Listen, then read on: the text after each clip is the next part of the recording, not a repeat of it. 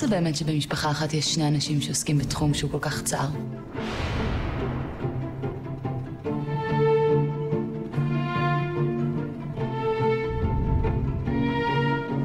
20 שנה מדלגים על אבא שלי, 20 שנה.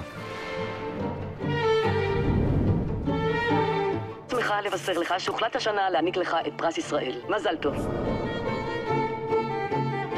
שאתה כן מקבל את הפרס השנה. אני רוצה להבין, התקשרתם לאבא שלי בטעות? אני בחיים שלי שמעתי סיפור כל כך אידיוטי. אם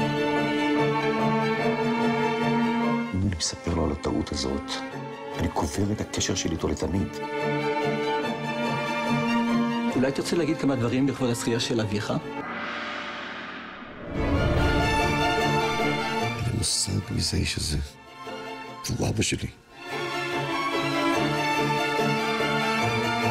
זה אומר שיש דברים יותר חשובים מהאמת. כמו מה? משפחה?